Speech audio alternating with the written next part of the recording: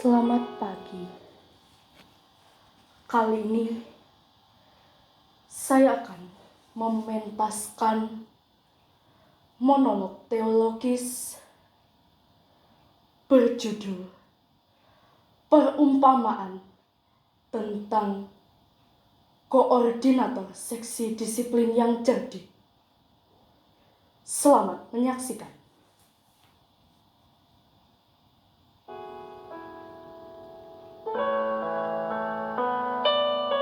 Pada suatu hari, berhembuslah sebuah kabar buruk.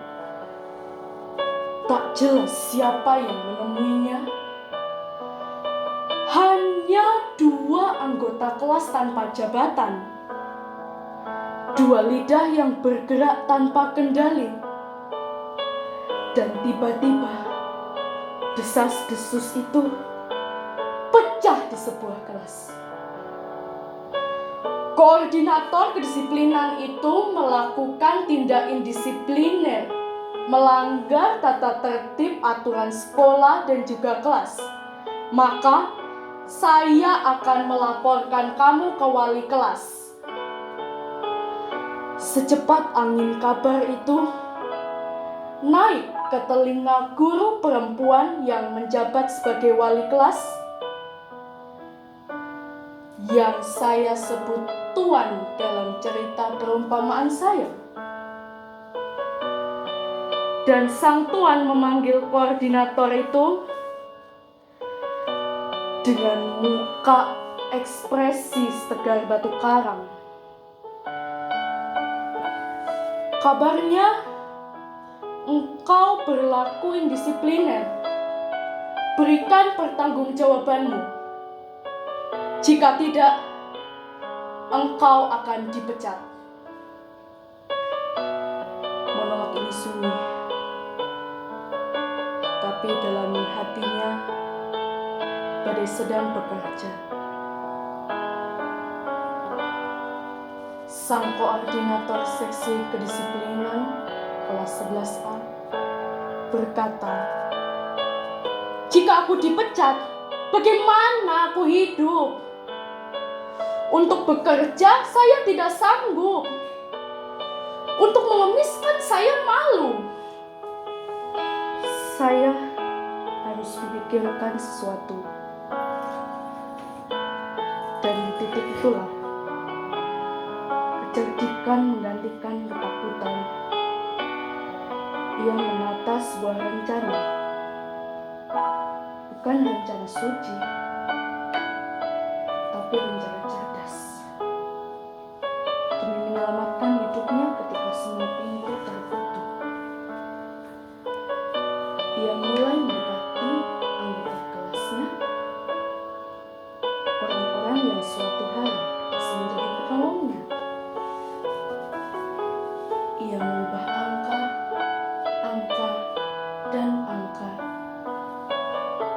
menggunakan catatan, mengambil langkah-langkah yang mungkin tidak jujur, tapi secara duniawi sangat strategis. Sampai suatu waktu, sang wali kelas itu melihat semuanya. Dari arahnya, dia memuji sang koordinator. Dia memang cerdik, karena anak-anak dunia lebih pantas memperhitungkan masa depan mereka daripada anak-anak terang.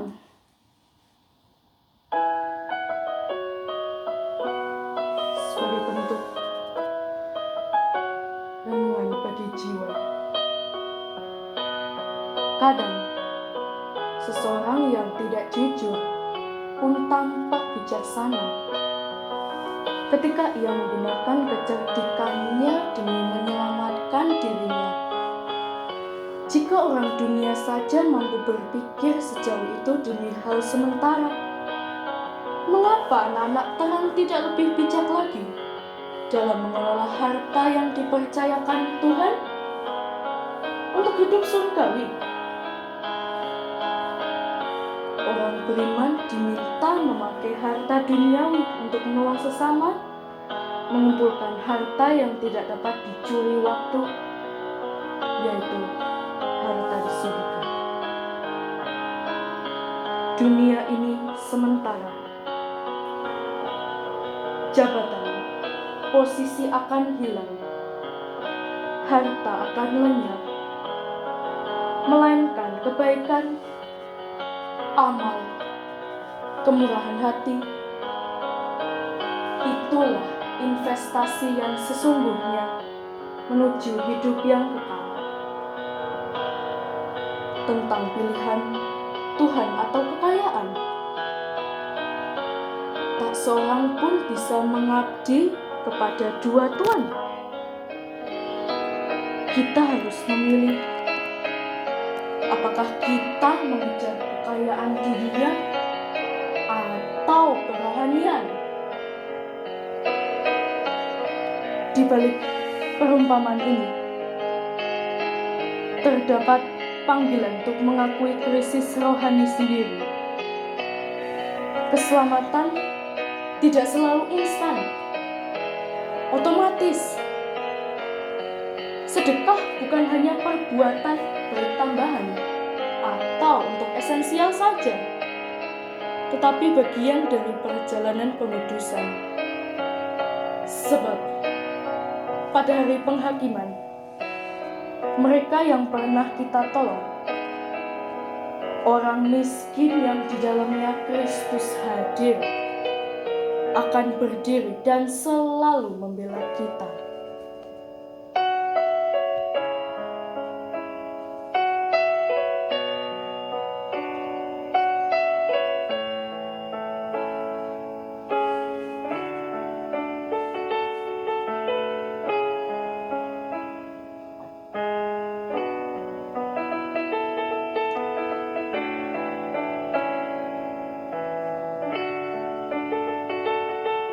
Maka, saudara-saudari, jadilah cerdik, namun bukan dalam kecurangan.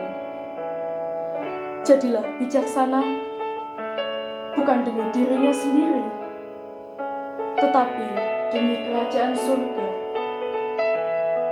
Sebab segala yang fana pasti berlalu, melainkan kebaikan yang kita tanam bagi sesama akan hidup selamanya.